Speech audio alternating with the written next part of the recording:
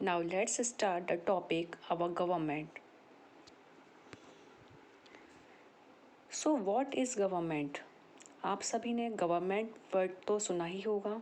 क्या आप जानते हैं व्हाट एग्जैक्टली इज गवर्नमेंट, कि सरकार क्या है? Government is authorize group of people और कम्युनिटी जो पूरी कंट्री के डिसीज़न लेती है और पूरी कंट्री को रन करती है। So it can be defined as a group of people managing the affairs of a country is called government. Function of a government. Now talk about the function of government.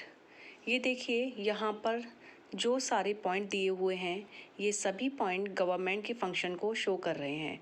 For example, country की boundaries को protect करना और दूसरी country से peaceful relation maintain करना, अपने देश के सभी नागरिकों के लिए एजुकेशन और हेल्थ की फैसिलिटी प्रोवाइड करवाना, देश में ऐसी योजनाएं बनाना जिससे अधिक लोगों का हित हो सके, नेचुरल डिजास्टर से इफ़ेक्टेड पर्सन की हेल्प करना, उन्हें एड प्रोवाइड कराना, ये सभी कार्य सरकार के द्वारा किए जाते हैं।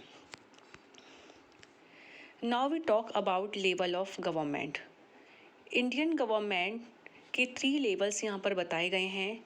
नंबर 1 पर आता है आपका नेशनल लेवल, नंबर 2 है स्टेट लेवल और नंबर 3 है local self government. National level में सेंट्रल गवर्नमेंट आती है, for example Modi government. It was established bye constitution of India in 1950। Number 2 state level. State level पर स्टेट गवर्नमेंट आती है जो अपने स्टेट के लिए वर्क करती है।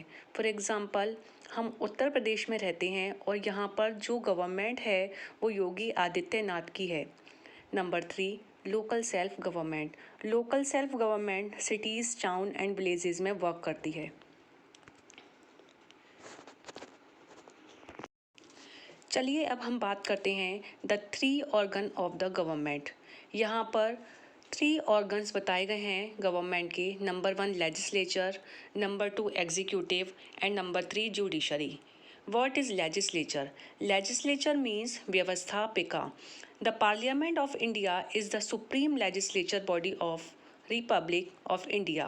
It is a bicameral legislature composed of a President of India and the two houses Rajya Sabha and Lok Sabha. Legislature is the first organ of the government. It makes the laws and policies which apply entire nation. इसका जो main काम बताया गया है legislature का, वो क्या काम है? कानून बनाना। नंबर 2 आता है हमारा एग्जीक्यूटिव। एग्जीक्यूटिव मीन्स होता है कार्यपालिका। Executive consist of the president, the vice president and the cabinet minister. Executive department does not pass the laws. जो एग्जीक्यूटिव डिपार्टमेंट है वो कोई भी लॉज पास नहीं करता। It's responsible to carry out the enforce laws.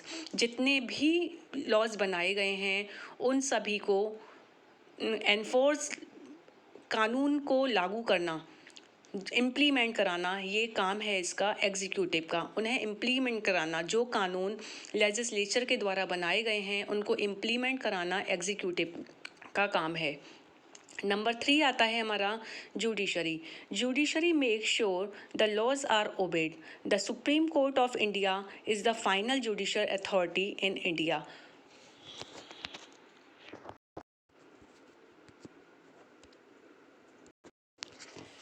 Types of government.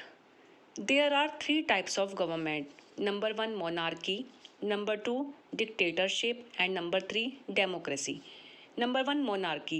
In this type of government, a monarch has the absolute power to run the country. In this type of government, people do not have to right to choose the ruler.